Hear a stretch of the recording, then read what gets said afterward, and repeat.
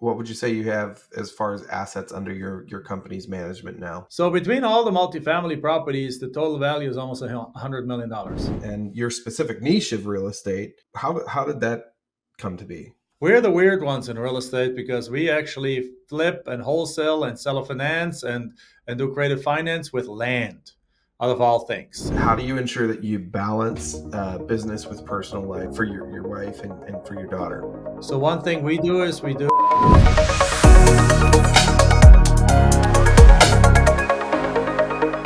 Welcome to Nursing Real Wealth today. I'm excited to host Jack Bosch, a story of immigrant success and ingenuity who transformed his life with a multi-million-dollar land business.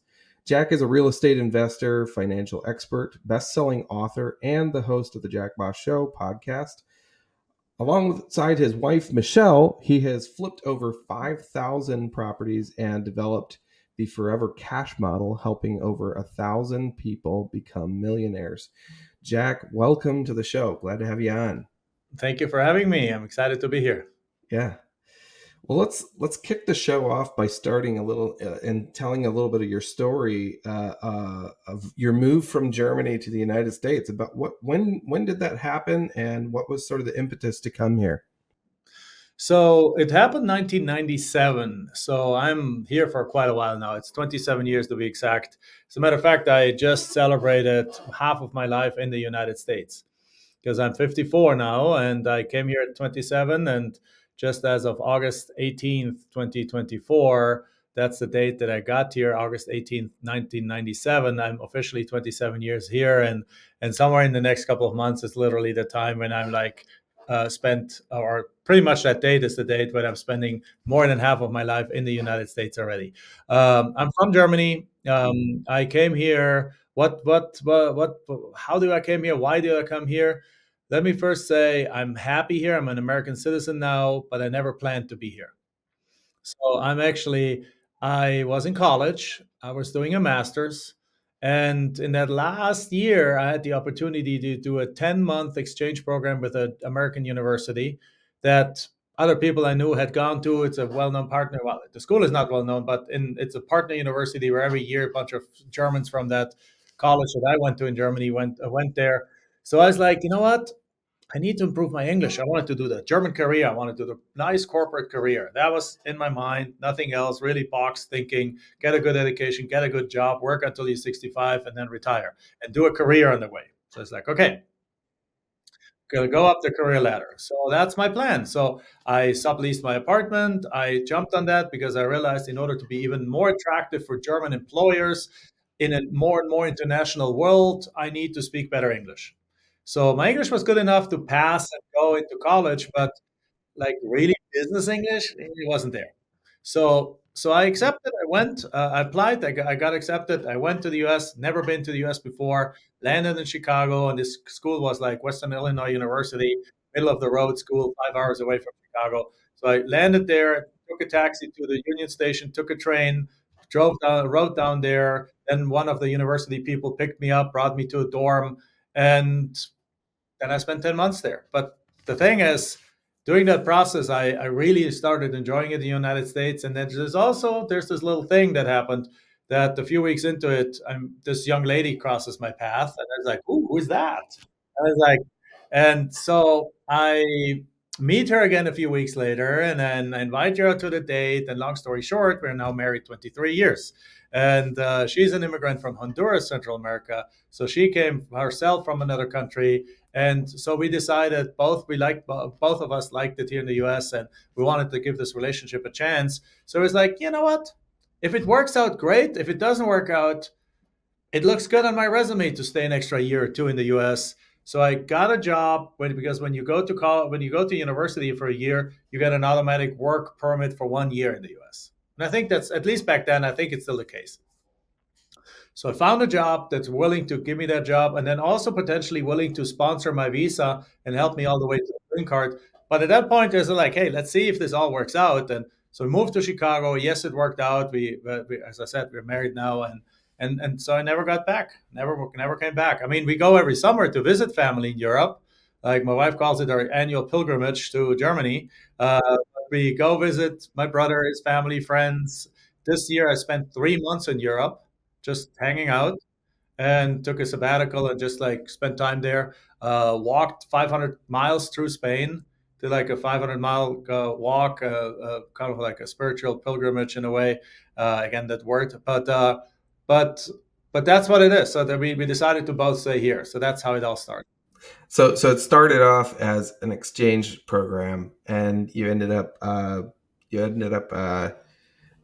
stuck here because you found your wife, you found love.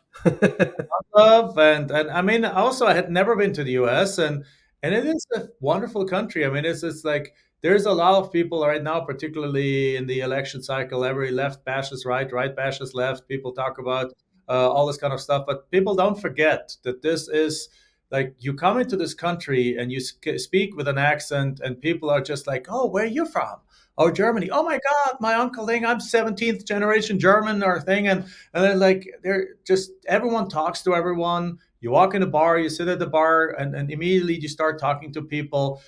Neighbors are friendly to each other, usually, of course. Only you have a good idea, and people are like, "Yeah, I love that idea. Yes, go for it." And it's this positive entrepreneurial atmosphere that I think has gone down a little bit since I moved here, but it's still way head and shoulders above the rest of the world. So, guys, don't bash your own country. This is a beautiful country. This is a wonderful country. This is an incredibly affluent country. This is a very comfortable country. People are friendly. Restaurants are good. Transportation is good. Do we have problems in this country? Yes, as every other country has problems too. So just don't overlook that it is a great place to be. Yeah, absolutely. Totally agree with that. And you're correct. Every election cycle, it seems to bring out the worst bashing of one side or the other. And there's so much to be grateful for in this country. So yeah, thank you for highlighting that. Um, Along the way, obviously, you got started doing real estate and your specific niche of real estate. Uh, how did that come to be?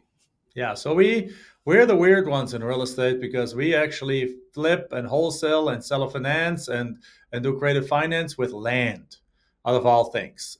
So people think land, like isn't land expensive and risky and so on and so forth.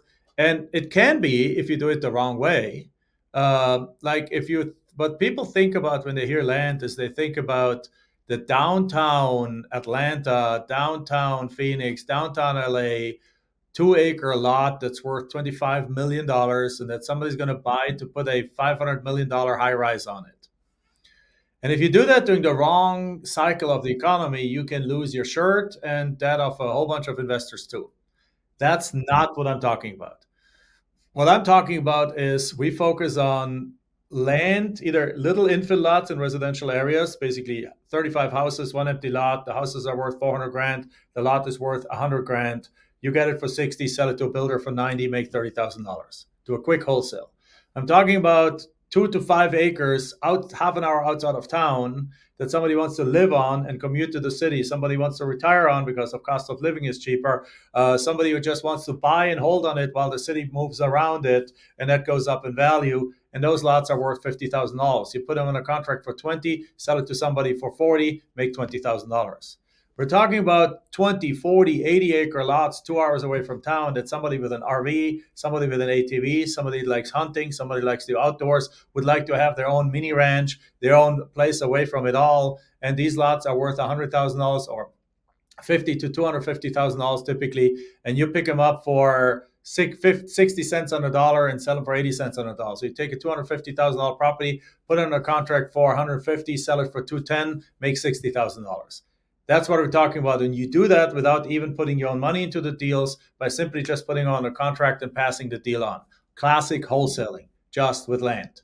So how did we come across? So your question was, how did we get into that? Simply by not understanding the rest of real estate, by being complete new novices to real estate. Like I'm from Germany. In Germany, you build different. The walls are different. The structures is different. The electricity is 220. The standards are different. The roofs are differently constructed. The foundations, the entire way of constructing is completely different. So I knew nothing about how much does it. Plus, nobody in my family has a real estate background. My wife's family doesn't have a real estate background. We knew nothing about how much does it take to rehab a kitchen or a bathroom or a house. Like, is it a $10,000 job or is it a $150,000 job? No idea. Couldn't tell you at the time. No freaking idea.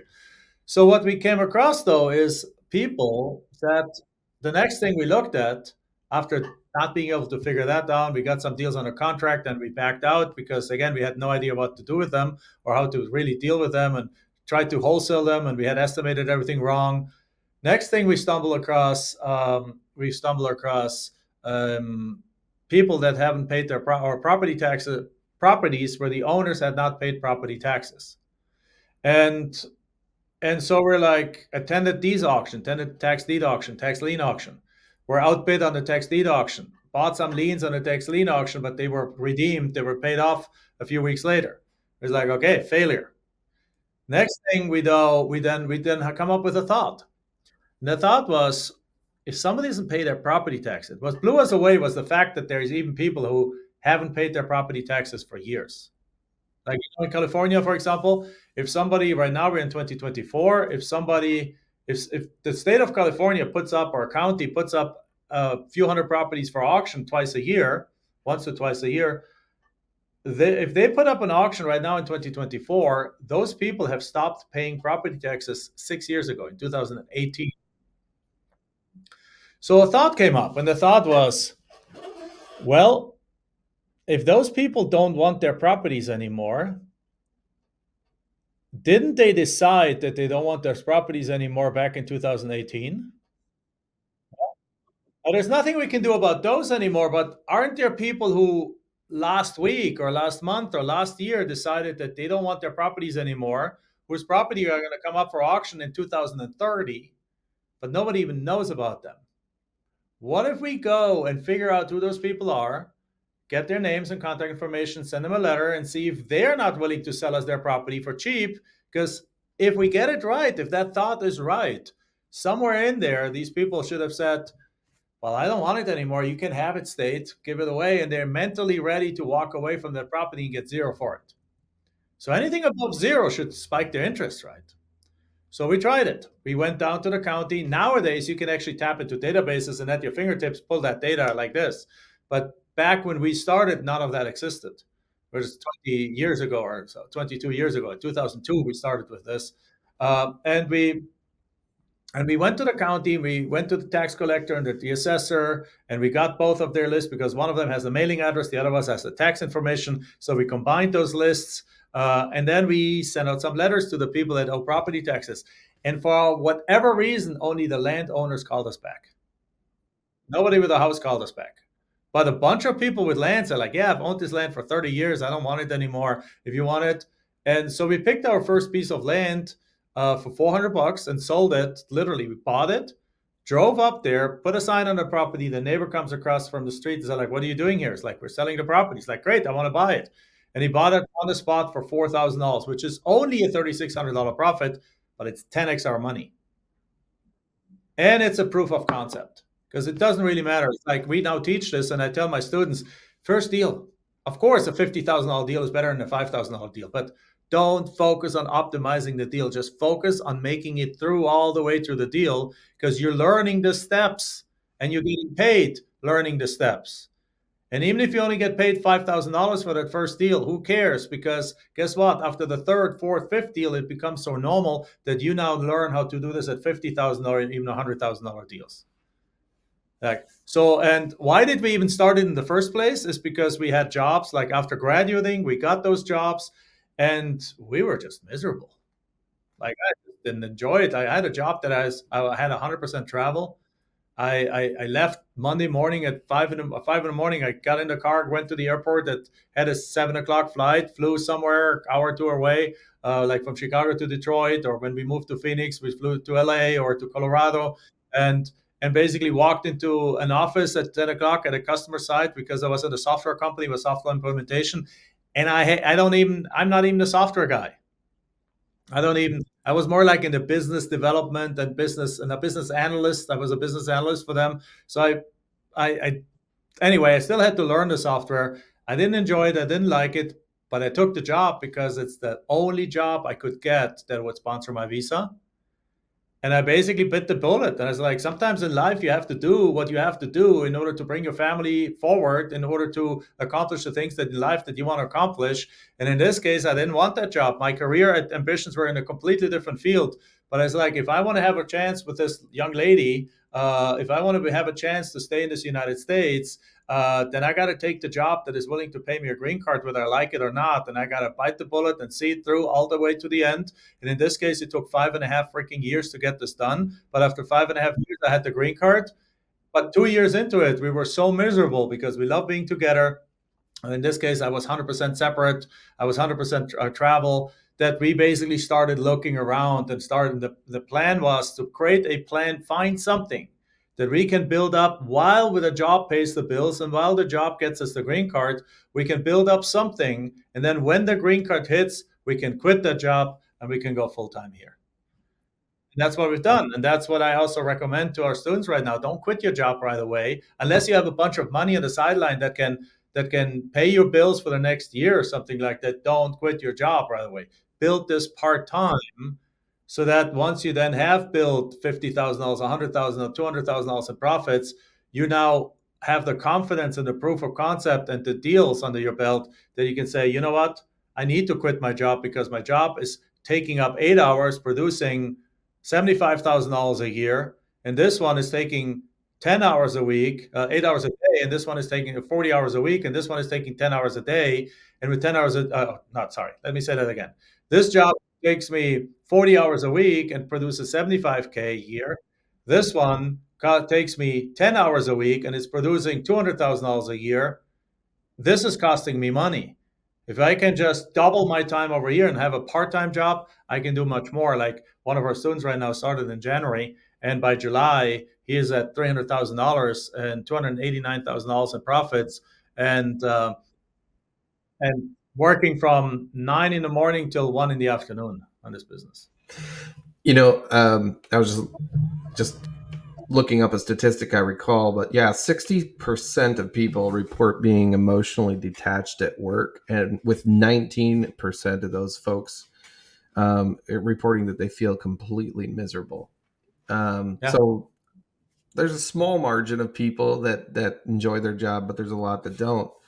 What would be your message to people that have that misery but are afraid to take the leap into something like this because they're like, I don't know what I'm doing, I don't feel like I'm equipped to do that. The first one, understand that it's normal to not know what you're doing. I didn't know what I was doing. I didn't have the first clue.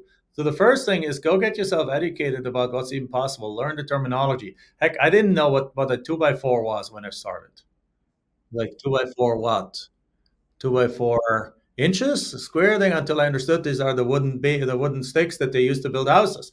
I didn't know what drywall was. I thought the word deed had to do with church because in church they tell you to do good deeds, not bad deeds. Right? So like I had not even like coming from another country with English as your second language. First, you got to learn like day to day English. Like what do neighbors to say to each other? Because school English doesn't teach you that. Right?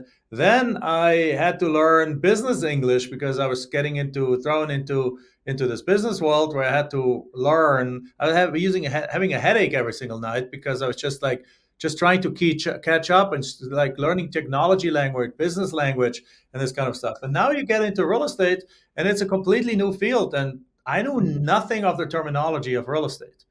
Like, what's a title company? Like, what's a phase one environmental test? What's a perk test? What does even percolation mean?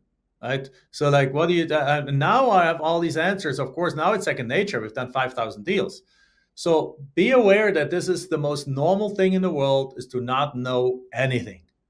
And then first of all, educate yourself, but then also understand that if you don't do anything about being miserable, you're going to be in the exact freaking same position a year from now, and nothing's going to have changed.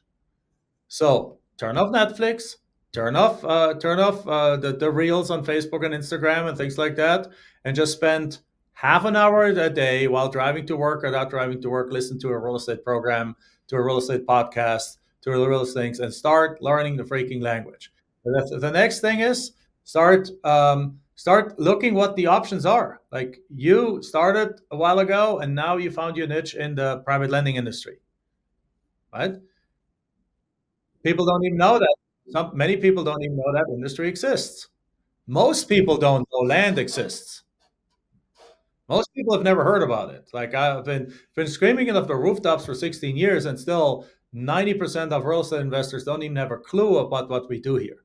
So look at different options and see which of those you mesh with best, which of those you align with the most. Somebody wants to really see things being built. Somebody's really excited by remodel projects, the before and after, and getting their hands dirty, and this crafts person.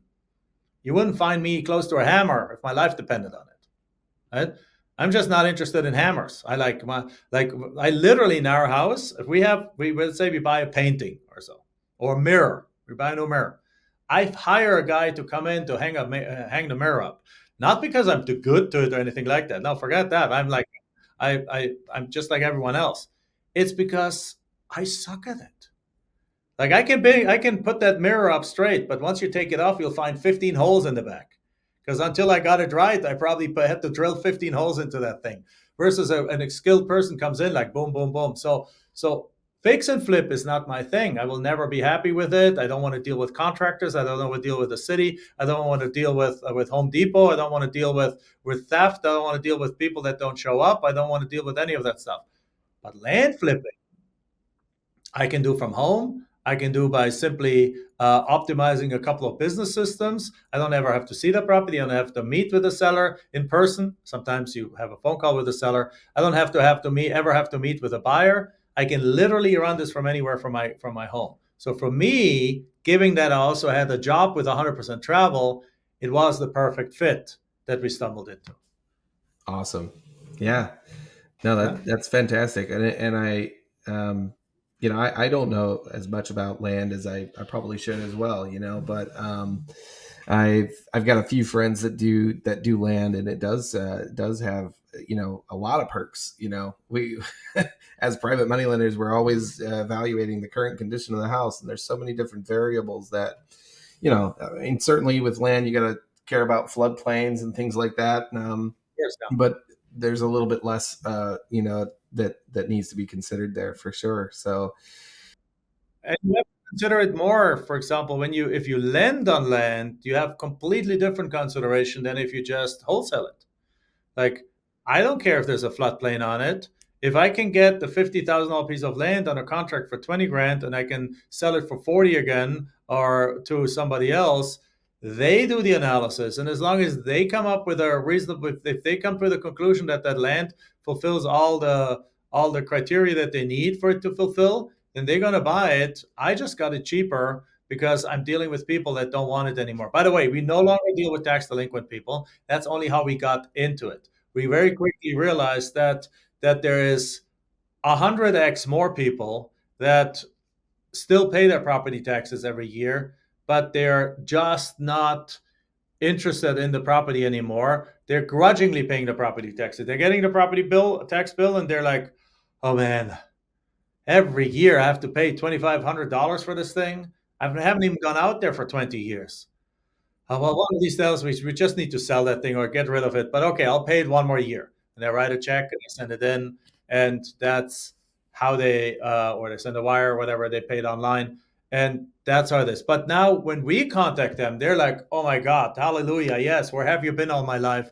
I want to get rid of this property. Yes, I don't need full price on it because I just want to make the $2,500 a year stop from having to go up." yeah, yeah.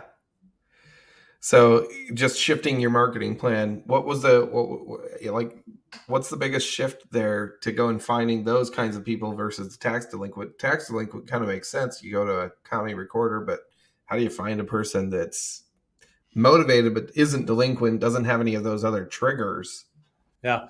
So at the beginning, what we did is we just looked at where is our typical seller.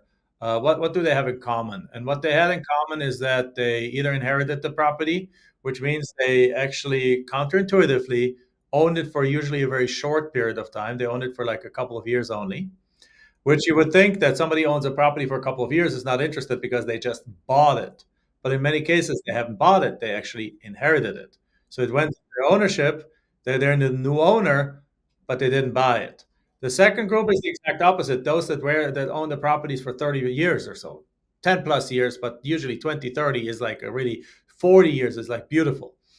And because often they actually have either they're older and they're not interested anymore, their kids don't want it, or they even have passed away, but the kids have never put the property into their own name. The kids don't want to pay for probate. The kids really don't know they can't do anything with this property until they put it in their own name. And they don't want to spend a dollar on it. So you can literally get those for like a few $100, plus you cover the cost of probate, which then might take you, depending on which state you do it in, then it probate might cost you a few $100 or a couple of $1,000. So it might add, let's say, a couple of $1,000 to the purchase price. But if that property is worth $25,000 and you offer them $500 plus probate costs, you're in it for $2,500 plus closing, plus perhaps $3,000 you're into the deal. Is that a good deal to get a $25,000 property for $3,000 all day long? And what you do with those properties, by the way, you actually don't wholesale them. You don't put them up for 15 and then make $12,000 in the process. What you do with those, you market them up to like $27,000, ask for a $4,000 down payment, and then finance the rest, let them pay the rest in monthly payments. So you Because just when you paid do off that, you just paid off your principal, your money into it, and now you're just cash flowing for years to come. exactly. You have $3,000 in the deal, but you get a $4,000 down payment. So you already got your money back plus $1,000 in the pocket, and now you get something like $300-400 a month for the next 10 years or so. Sweet. Exactly. Yeah, that's awesome. That's a great model. Yeah. So we found that what else? We found that a lot of sellers live out of state. Right? And that's the beginning. Now, though, we have a CRM software that's integrated with a data service that actually one of our students created that. I just interviewed him on my podcast, the Jack Bosch Show. And it's literally integrated into our software. So you can now do what you do is you pull the data that we typically recommend, and then you upload it to their software. They charge you a little bit for it, and they go through it and add all kinds of additional data to it. They aggregate and the data, give it a score. For example, they have data of like, is this owner unemployed? Has this owner have bad credit? Does this owner just went from good credit to bad credit? Does this owner have like they go like 25, 30 different additional demographic and socioeconomic characteristics that they cross check for that owner, and then they come up with a score. I mean, you think about it. If somebody just had a bankruptcy or somebody had a foreclosure and somebody's credit just went down and somebody just got unemployed, are they more likely to need money and are willing to sell that piece of land for cheap? Yeah, so we have basically enriched. We have the ability to enrich the data through our software. Our software is already integrated to the biggest data source in the U.S. So our students can go in, pull the data, then send it to the other guy, get a score on it, and then just say everyone with that score and above, we're sending a direct mail piece, and now they're getting the best of the best leads to respond to For it. sure. Wow. Wow. Have you explored that with with houses as well? 2014 or so, I started flipping a few houses, and we actually even wholesaled one. I think we even rehabbed one, uh, and and and then, but that's it. Then I realized it's too much hassle. I want to go back to my number one love, which is land. There is 46 million pieces of land in the United States, and I would estimate there's perhaps 3,000 people doing land flipping in any significant way. So there's 3,000 counties in the United States alone, 3,007, and which means that on average there's one investor per county. And in the house world, there's probably 3,000 per county. I don't know, I'm making this up, but there's like way more, 500x more competition in the house world than the land world. I just pulled out of there, just didn't want to deal with that. Wow. I was just thinking in terms of like that could become a proprietary product that you guys could offer. That if you could get AI to go and scrub that automatically and And piecemeal it it is together actually with the yeah. It's actually a friend of mine that actually, one of our students that actually created that. It is they offer that as a service, that kind of data enriching for houses too. We just only use the land portion of it for us, but we contracted with them. So if I when I do land deals, I run it through his database. I pay him. When our students come in and they use our software, they have to pay him like a few, not much. It's super cheap, but basically they have a subscription with this guy that, but we have fully integrated into our CRM software that we have created that our students can also create. But it's a third party service that we don't own. So yeah. Wow. Wow. That's awesome. Moving on a little bit to kind of your training program that you have. You've developed the Forever Cash model that has helped multiple people achieve financial freedom. Can you just explain to me the central tenets of the model and how it differs from maybe some other strategies out there?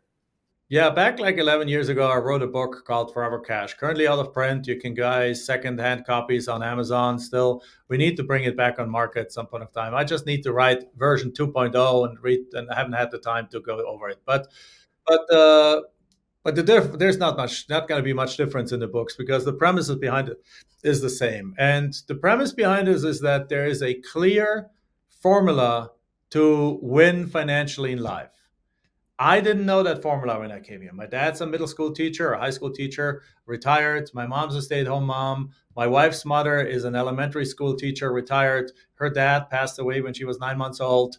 None of our respective families was an entrepreneur. And so none of our respective families was rich or is rich. So we did not grow up in an environment or family where wealth principles were being taught. Yet now we own almost 1,000 apartments. We own multifamily. Well, that's multifamily. We own single family properties. We own commercial properties. We have built a pretty nice portfolio that is actually could be considered if generational wealth that's going to be passed on to the next generation, to our daughter, and so on and so forth. So how did that happen? Well, we realized that there's essentially three kinds of cash that we talk about, and there's kind of three kinds of way. A dollar is not a dollar is not a dollar. How you make that dollar and where that dollar comes from plays a huge role. What most people are trained on, and I always want to say like brainwashed on, and and taught, and nobody tells you any other different way. Everyone says that this is the way to go, is to work for what we call one-time cash. One-time cash basically means that you work for it one time and you get paid for it one time, otherwise known as a job. A job, but also wholesaling. Like even land flipping is one-time cash. So like if you, but it's a different quality. So within, it's not bad to do this. It's just you got to understand it what it does, and you got to understand that one is never going to be able to retire off one-time cash. Now, what I mean by that is very simple. If you have a job, you get paid. You work 40 hours, you get paid 40 hours. You stop working, you stop getting paid. It's a definition of one-time cash. If you do a deal, there's different qualities of one-time cash. There's a if you can work at McDonald's for $10 an hour, and you work 5 hours, you get $50, right? Or you can work and do a land flip and make $20,000 in one deal. It's obviously the better use of your money, better use of your time, because you work 10 hours on that deal, you make $20,000. It's a $2,000 an hour hourly rate. And by the way, this is not out of the blue. This exists. Like one of our students just made $1 million on one deal. So it's the exception, though. It's not. I'm not promising anything here. So with that said, you do. So if you ever stop wholesaling, if you ever stop in your job, your income stops. So what people have been trained to do is like go work like that, put money on the side, and then when you retire, you hope that the mountain of money you have is tall enough to outlive you, plus a little bit social security. Well, there's better ways than that. The second best way to do this thing is actually your area. It's already it's great. It's second cash is what we call temporary cash. Temporary cash is when you work for it once and you get paid for it again and again and again, but it does end at some point of time.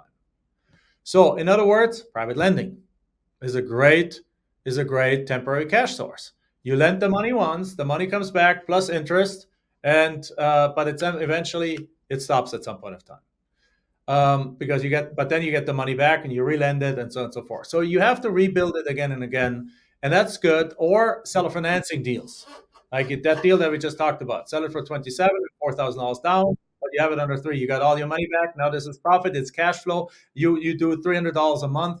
You do 30 deals like that. You got $9,000 a month coming into your bank account. That's $108,000 a year. Great. You put your feet up. You're retired until those loans come to an end, right? So that leads us to the third kind of category. And the third category is what we call forever cash, thus the name of the book, Forever Cash. Forever cash is when you work for it once and you get paid for it forever. Doesn't mean it's passive, but you work for it once and you get paid for it forever. It can be relatively passive, but it usually there's a little bit of management involved, and that's again real estate. So what I mean by that, and basically that's now owning an apartment building that spits out. We have an apartment building that spits out six figures a year to us, and my involvement is 20 minutes a week, once a week, and two, three times a year I fly over there and look at the property. That's my involvement. If something happens, I might get involved for a couple more hours or an afternoon here and there if I need to make some bigger decisions, but that's it. It's about as passive as it gets, very limited involvement. The problem is an apartment complex like that, you need $2 million to invest in that deal for you to be able to get a $5 million loan and buy a $7 million apartment complex. And most people don't have that, and I didn't have that. So how do you get there? You start by building a cash machine, and the cash machine is usually a one-time cash machine. So there's nothing wrong with one-time cash. It's just you need to understand that it's there because it is a means to an end. So land flipping produces the cash that we then use to the cash and cash flow from seller financing, and we use the cash and the cash flow to the goal of that money is not for me to buy a Ferrari with it, which I don't own, just for the record. The goal of that is not for me to own something like that. The goal is to take that money and use as much as possible from it and roll that over into a forever cash asset. And have that forever cash asset be have more and more in those, and they're like spigots of water come out, and you have one that spits out cash, and soon enough you have a second one that spits out cash, and soon enough you have a third one. Multiple streams of income is another word for it. And soon enough, if they're properly set up and they're forever cash assets, you got more income coming in from that than you actually have in your job. You have the rat race, you can retire, and you have your freedom back, you have your time back. Now you can use that time to either do more or lay on the couch, but every single month your bills are being paid by these semi-passive but forever cash income sources that come to you. The concept of the book, that's the wealth. That's how the wealthy create wealth. If you look at it in Europe, there's still aristocrats. I'm from Germany. In my neighborhood, there's a Graf von Bodman, which is the Count of Bodman. Bodman is a little town, and the Count has a little castle there. It's really more like a big mansion. Doesn't look like a castle, and with a garden around it and a big gate around it. And this dude owns 60% of all the land in the surrounding like couple of square miles around, and he has it all rented out to farmers that grow apples on it and grow strawberries and things like that. So what is he? Truly the landlord. Right? How does he maintain his lifestyle with his servant and his things that he actually has? By actually he owns a bunch of houses, rental houses, he owns a bunch of apartments there, he owns a land, and all of that is income. And he spends a few hours a day managing his estate. Now, we need to learn from those people. Those are the wealthy people, and he has been wealthy for generations. Right? The current count, the old count is still alive, but the younger one is my age. I actually went to school with him for a couple of years. He was a year or two older than I was. I know briefly, kind of know the guy a little bit. He's not smarter than I am. He's not smarter than you are. He's not smarter than any of us. He just learned that you don't spend earned money. You invest earned money. Earned money is there to be put either into your own education or into assets that spit out more money over time. And if you understand this to your core, then you look at your paycheck a different way. You look at your paycheck as the seedling for future forever cash assets, and no longer as the money you go blow on the weekend in Vegas. I love it. Yeah. So don't spend earned income, invest earned income Right. so you can get forever income. And nothing wrong with the weekend in Vegas. We just went to see Bruno Mars in Vegas, and I'm not a gambler, but we had beautiful dinners and things like that. But guess what? These tickets were like expensive. Like, let's say this weekend cost a couple of $1,000s. That couple of $1,000s came from the cash flow from these properties. And if you burn that, guess what happens next month? More cash flow is there. So there's nothing wrong with having fun, but just use your passive income from the forever cash assets for the fun stuff. Use your earned income to fuel that other income. I love that. Yeah.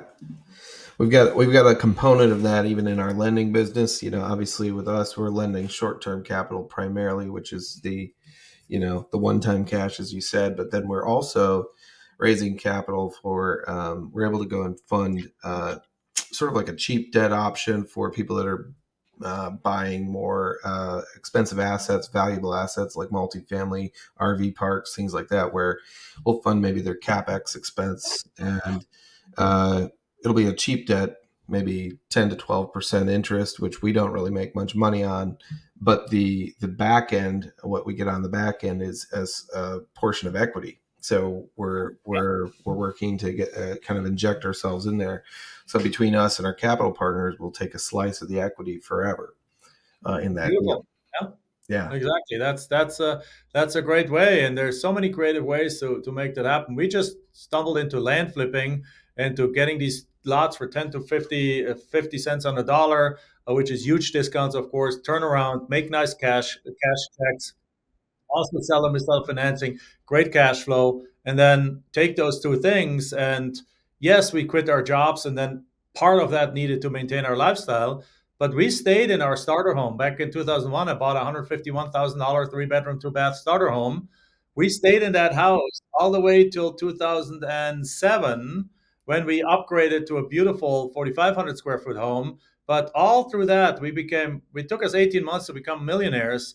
We were multi-millionaires already staying that little house because we didn't let our expenses go up. Instead, we used the money to invest. We used that money to buy houses when the market crashed in 2009. We used that money to educate ourselves. We didn't use that money to buy expensive cars and things like that. Now I do drive a 911, like a Porsche 911, not a Ferrari. I'm not a Ferrari guy, but I do now. I have the nice sports car. Now we have four cars. Now we have a 7,000 square foot home. Now we have all these things, but they came with delayed gratification, which is such a hard thing for people nowadays to understand, because in the world of TikTok and Instagram, they want it all today, and that's not the smart way to doing it. You gotta put your head down, build it up, stay low, keep your expenses low, invest in yourself and your education, invest in more assets, and then boom, all of a sudden you will come exploding out of the gate, and you live the life for the rest of your life that most other people can't live. exactly. And piece this timeline together for me again. You started doing the land in what year? So we started dabbling with so the first successful deal happened in June of 2002. That was actually a tax delinquent deal that happened on the sideline, wasn't even using our exact strategy. Then the real first land deal happened in, I think, March, using this exact strategy happened in March of 2003. And by October of 2003, 17th of October, I quit my job. By that, the green card had arrived and we were finishing a project. I left this in good standing because, I mean, that's just, you want to leave things in good standing. You don't want to just say, like, screw you guys, I'm gone. I was on a software project. I went to my boss and said, like, hey, listen, I've been doing this on the side. It's now can be full time. I got my green card. How much time do you need me to give you in order to quit? It's like, well, we have about 5 weeks to go, 4 to 5 weeks. Why don't you give us that, finish the project with us, and then he's like, sure, because I'm not going to another employer. There's nobody else waiting for me. It doesn't matter if I take this a little longer or not. So basically, I quit. October 17th was my last day at work, 2003. By 8 months later, we were 10. By 8 to 10 months later, by summer of 2004, we broke the $1 million mark. Because what we did is not sit back afterwards. We basically said, now I got 50 hours a week that I wasn't able to put into this. And my wife has 50 hours a week that she hadn't been able to put into this. Let's put both of us 50 hours a week into that and really grow this very, very quickly. And again, a few months later, we were millionaires, or 8 months later, so we were millionaires.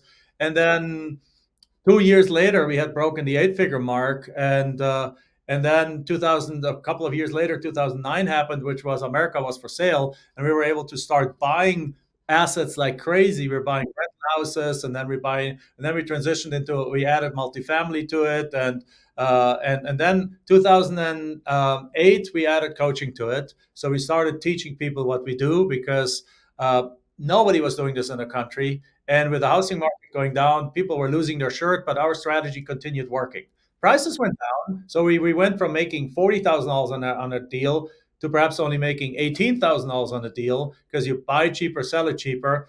But the strategy continued to work. So we cruised to the crisis while a lot of people lost their shirt, and we basically started teaching it. And a lot of people, and ever since we've been teaching this, and now we have created over 1,000 people that have themselves created $1 million or more in profits. That's fantastic. So literally started with almost no assets really in 2002. 2007 is when you allowed yourself to have at least a little bit of an upgrade, but otherwise 5 years of delayed gratification till that point. Even our Then, cars, then we drove a 10 year. At some point of time, we sold our second car to keep costs down, and we drove an 8-year-old Geo Prism, which is like a Toyota Corolla, just a tiny thing. And then one day I wasn't paying attention and I rear-ended somebody on that car at like 5 miles an hour, so on the stoplight. But it was enough to basically total this little car because it was nothing. And at that point of time, like 2006 or 2007, we then upgraded to a used BMW X5. That's the first nice car we had. So yeah, for 4 to 5 years, complete delayed gratification. Just put our heads down and just start doing these deals, and now, and yeah, of course we took some time off and perhaps we splurged on a nice hotel and a nice dinner here and there. I mean, obviously you want to reward yourself, but not the big, like, let's take $1 million and buy $1 million home. Let's not buy the five cars and things like that. None of that matter. We just kept it low. And then once we saw, man, this is sustainable, this is really, now we reached a certain level, we took a small portion of that and then upgraded our lifestyle. absolutely, yeah. And so fast forward to today, what would you say you have as far as assets under your company's management now? So between all the multifamily properties, the total value is almost $100 million. It's fantastic. Yeah. It's fantastic. Yeah. Some of them are syndications though, with other investors in, and so on and so forth. But it's uh, it's uh, it's almost $100 million. Yeah. Wow. And you built that in 22 years. Yes. That's fantastic. Yeah. Wow. Um, so um, beyond land flipping, I do want to talk just a little bit. You said you expanded into the multifamily arena and some single family as well. What would you say your balance is between those two? Do you have more multifamily or more single family, and why? I have six multifamilies right now, with anywhere between, the smallest one has 45 units, the largest one of 258 units, and I have and we only have 20 rental houses left, of which five we're selling right now, and then we'll keep 15 of those. Simply, rental houses are harder to manage.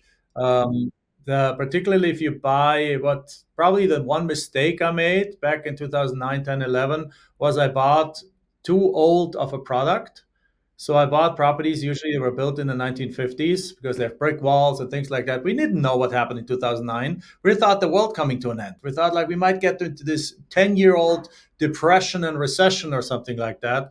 And so I bought brick built homes that families could double up on, and they did for a while as the economy was really bad. two families moved in together into a 4 or 5 bedroom brick home that we bought for $50,000.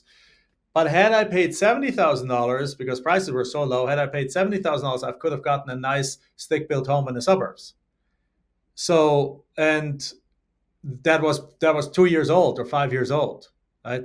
So with that comes what the downside of that is these older homes, they have over time bigger repairs coming up. Like the first home that we bought in 2001 is a rental house. I never have to do anything on that house. It's just like it's in perfect condition. It's a now a what 23-year-old house. It's like I needed to the shingles are concrete shingles, and the water heater needed to be replaced, and the air conditioner needed to be replaced. And other than that, it's in perfect condition.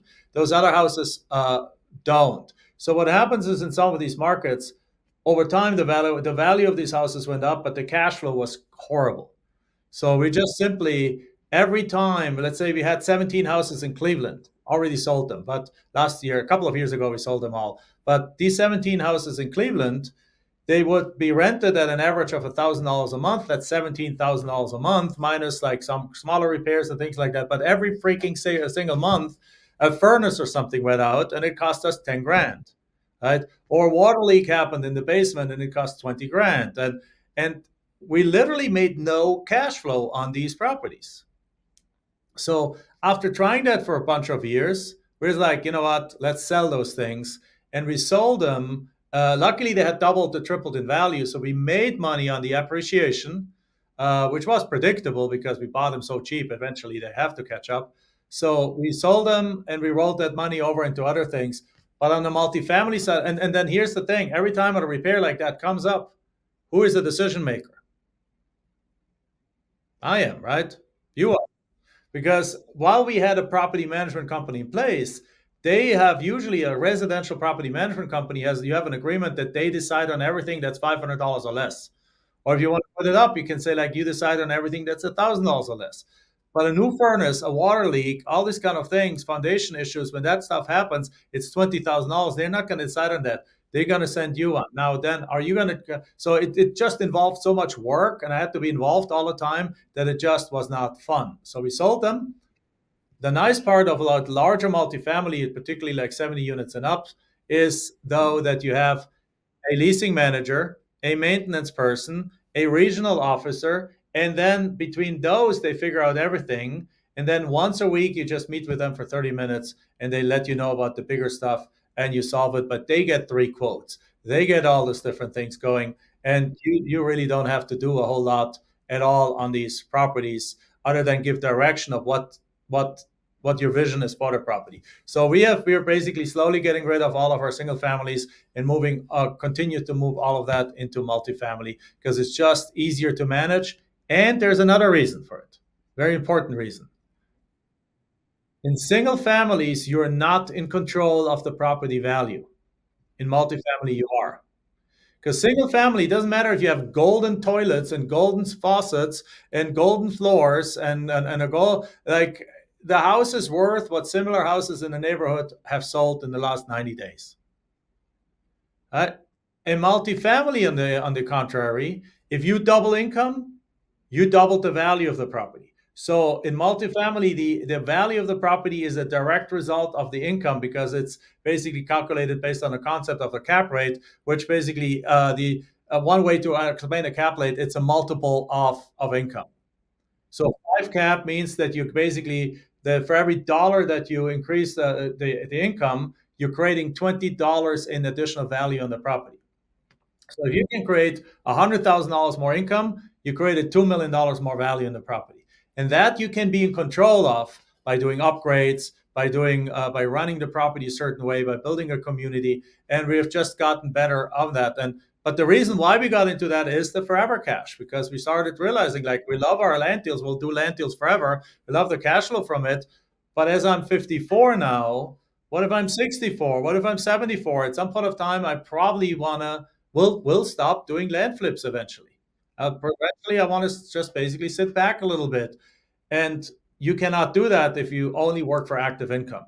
But you can do it if you build up these assets and they're well managed. Yeah. You've been very successful in educating, as you said. There's been over 1,000 people, that have been able to succeed at making, $1 million in their own businesses. How important would you say is community and mentorship in achieving real estate success? Huge.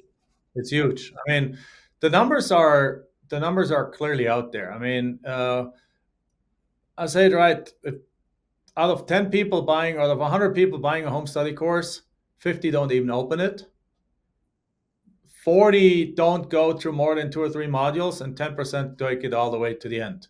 And out of those, probably only half take action. That changes dramatically if you can take, and the numbers are higher when you're in a coaching program, but much higher, of course. And particularly, we have actually taken this to about four times the industry average is our success rate. So in other words, everyone, like I would think, like 95% of the people that really want to have success with our program. Now, why is that? Because of exactly what you said. It's all about community. It's all about accountability. It's all about of making sure that people actually have that support. Because if people would have a history of like why do we go to school, right? Because why do we send our kids to school? Why do we say like, hey, the internet is there. You can educate yourself on everything you want. What would happen? Would people know how to read? No, they wouldn't. Half of the people wouldn't know how to read because there's no guidance, there's no community, there's no accountability, right? Why do people then afterwards? Why do the best, even NFL season starting again? Like why does the NFL even need coaches? There are 53 of the best players in the entire United States, in the entire world for that matter. They're pulling in from all over the world. They already know how to play the game. Why do they need a coach? Because the coach puts it all together, creates a community, creates the accountability, creates the plan, creates the execution thing, puts them so that you can accomplish more than you thought you could accomplish on your own. It's the same thing. Just we don't call them coaches. We call them coaches in sport. We don't call them coaches in school. We call them teachers.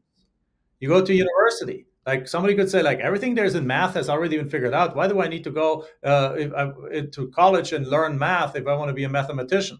I could just learn. No, well, you learn, but it takes you 10 times as long. You don't, if you don't understand something, you don't have anywhere to go to ask the question. You have a situation that you've never seen. You don't have anyone to go to that already has seen it and then can basically make that deal happen. The deal falls apart. You don't know how to put it back together.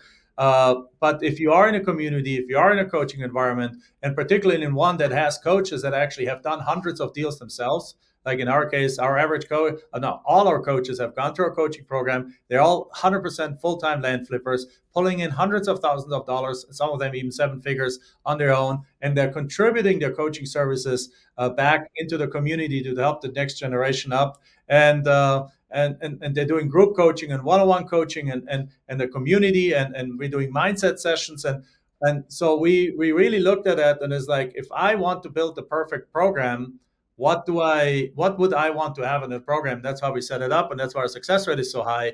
But but without it, what we see is can people succeed on their own? Absolutely, you can succeed on their own. Just usually takes them five times as long. The success scale goes like this, and they're losing and I mean a whole bunch of the people that have been successful on their own came back to me and says like Jack, if I know what I know today, I would have paid for coaching 10 times over because between deals that fell apart, between time delays, between it just overall taking much longer, and between mistakes that I made, I would have paid for coaching 10 times over. Right, And exactly. that And that's kind of I can the truth of attest to that myself. I'm a member of Pace Morby's community. I'm in the Gator and the Sub Two communities. That's where I met my partner, and that's where I've met so many people inside of my own network it. who have. Pace is a good friend of mine. What's that? And Pace is a friend of mine. We all know Yeah, each other. Yeah. yeah. No, he's a fantastic guy. He's an incredible mentor, and the community is fantastic too. I think the community is just almost as big and as important as the mentorship itself, if not even more to a certain extent, because one mentor can't possibly reach every single soul. but many different people in the community can work with one another, and there's lots of people in the community that are experts in their own right who can help you, just as you said, piecemeal a deal together. We've got an incredible network of private money lenders that we're connected with now because of the community, and it's accelerated my growth from the time that I narrowed down on that niche and decided this is where I'm going. The acceleration for my growth is exponential because Yeah, of community. absolutely. So yeah, absolutely. I would encourage anybody who's listening, if you are on the edge and you're thinking about getting into real estate, definitely consider investing in mentorship and community for sure. Yeah, I Um, your your role, uh, well, let me phrase it a different way. What role has your partnership with your wife Michelle played in your success? And how do you ensure that you balance business with personal life for your family, for your wife and for your daughter? So the first part of the question is easy to answer. The second one is harder. The first one is huge impact. Like, I mean, Dave Ramsey said that I'm not. I like what Dave has to say, but I'm not a big fan of like just being totally debt free. Debt free has their space. Like currently, we're paying off a lot of the debt that we do have that have created because we're entering a little bit of a different phase in our lives. So you're paying this off, and in order to have assets free and clear, and that's a beautiful thing that you sleep really beautifully at night. But back to the question is. Many people say that if you have your spouse, male or female, can be your biggest success turbocharger or your success blockage. Because if your spouse does not want you to be doing what you're doing, life becomes living hell. Because you hear it every single day. It's like, what are you doing? Why are you not here? Come on, don't spend so much time on here. What are you doing? It's not good. It's a constant moral beatdown. If that's what you're living with, then it is hard. I'm not going to do any kind of recommendation of things. It's not my place to make any of that. I've been blessed. Michelle and I started both with nothing. I always like to say that people are like, "Oh, you're financially successful. What if you get divorced?" Well, hopefully not. Knock on wood, right? But if we did, there's no such thing like my business or her business. It's our business, and she has 50% of it because we built this thing together from A to Z. And I've said this on podcasts. It's in writing here. We're literally on video. So it's like because there's no such thing like, oh no, like prenup over what? Two suitcases? Like there's no prenup that we had to sign. So we have joint bank accounts. We talk. Everyone has access to everything. Everyone has access to each other's phones. Right? We know each other's passwords. We don't have secrets from each other, and we are financially 100% aligned to make with the same goals of what we want, including right now a little bit of the payoff debt and slowing down and simplifying and living like and yes, just overall slowing down our lives, speed of life a little bit. How do you keep the second part of the question is the hard part. Once you run a business together as a spouse and as a team of husband wife, or like spouse and or two partner business to live together partners, if you want to do this gender neutral here, then you it's hard. It's hard. Business takes over. You talk about business from the moment you wake up till the moment you fall asleep, and it's really dangerous to not lose your personal connection over it. So one thing we do is and we're not immune to that. We have our ups and downs in that. We The first thing is you have to be committed to each other to thick or thin, no matter what. Like if you have that, like when I married, I know marry only once. That's it. The second thing is though, you need to make space for these other things. So we take several weeks every summer and we travel to Europe, and that's more or less a work-free zone, right?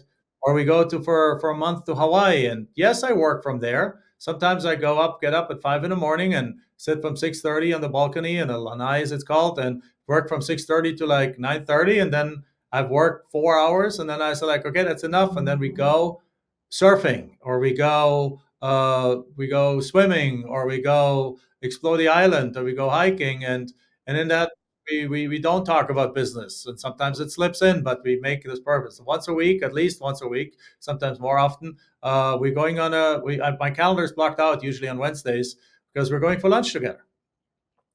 Simply go for lunch and go for coffee afterwards and hang out. And we live in Phoenix, so it's 110 degrees in summer. So we perhaps in summer go to the mall. In winter we go for lunch and go for a walk or something like that, and just make sure those things. And then we plan little vacations as we can, and just try like Bruno Mars in Vegas and other kind of things. And just you got to plan for that, because otherwise business can be all consuming, and that's not healthy. So, but it's not easy to do that, but you can, and you need to be aware of it. And now we're in the particular situation. Our daughter is turning 17, and so she's a junior in high school. So she only has like a year, not even 2 years left before she's gone to college. At which point, even the third person in the family that we talk about with and so on is going to be gone. It's only the two of us. So then it becomes even more important to have established something else that is not just business. So we're actively seeing that, we're knowing it's happening. So we need to prepare for that ahead of time already. Yeah. I like how Ryan Pineda structures his life, and my partner actually puts it this way. He's like, when you fill up a jar with rocks and water, you fill it up with rocks first, then fill it up with water. You don't fill it up with water, then fill it up with rocks. The water will spill all over and make a mess. He's like, so in life, you want to make sure that you fill up, you establish your rocks, and then you fill in around that. So when it comes to your family and your spouse and things like that, you establish your rocks as a spouse, as a married couple, as a family, and then you fill in work around that. I Not work then family. So yeah, I think that's a really wise way to put it, and it's essentially what you're doing when you block out like Wednesday for your wife specifically. That's that immovable rock that keeps that relationship strong. So that's fantastic. Jack, it's been a pleasure to have you on the show. I really appreciate you coming on, and thank you for sharing your insights and experience with us. Thank you for having me. Appreciate it. You bet. To our listeners, thank you so much for tuning in. If you enjoyed this episode, please like and subscribe, and leave your thoughts in the comments below.